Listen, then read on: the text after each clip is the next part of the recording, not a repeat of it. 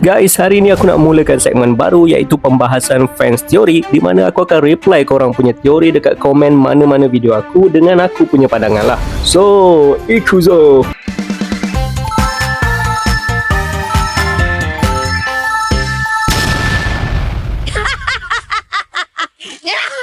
Okey, kat sini Zulfadli berteori kalau adakah boleh jadi kalau Ais Ragnir mempunyai kesamaan dengan batu poneglyph. Sebab macam poneglyph, kuasa Imu juga tak mampu pecahkan ais tersebut. Terima kasih untuk teorinya, Zulfadli. Nah, Ais Ragnir yang dimaksudkan oleh Zulfadli dekat sini adalah kebolehan flash freeze yang dikatakan oleh Loki tidak mampu dinyah bekukan melainkan oleh Ragnir sendiri. Poneglyph pula adalah batu-batu segi empat yang disebarkan serata dunia yang setakat ni tak mampu dihancurkan dengan apa-apa cara sekalipun.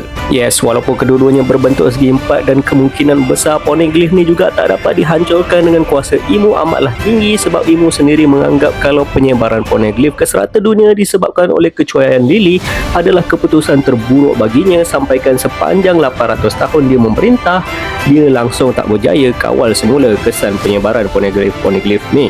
Pada pendapat aku, walaupun properti atau sifat kedua-dua Ais Ragnir dan batu poneglyph ni agak sama, cara penghasilan mereka adalah berbeza. Batu poneglyph sangat berkait rapat dengan negara Wano, negara di mana wujudnya satu-satunya klan yang mampu membaca poneglyph dan mewariskan pengetahuan tersebut kepada pewarisnya. Wano juga adalah satu-satunya negara asal bagi batu laut Kairoseki, sejenis batu yang mempunyai properti seperti laut dan mempunyai kekerasan setanding permata diamond. Nah, disebabkan dua poin ni, aku percaya poneglyph lebih berkemungkinan adalah diperbuat dari sea stone yang dipanaskan dan dimampatkan ke tahap kekerasannya tak mampu dihancurkan.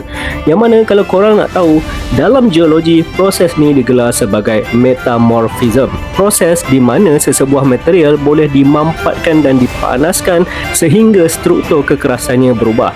Nah, sesuai dengan Wano yang menempatkan gunung berapi Fuji dan dihuni beberapa pembuat pedang terkenal termasuk dari keluarga Kozuki sendiri, aku percaya batu poneglyph asalnya adalah sea stone bersaiz besar yang dipahat dengan tulisan dulu sebelum dibakar menggunakan kepanasan magma gunung Fuji dan dimampatkan dengan kepakaran nenek moyang klan Kozuki.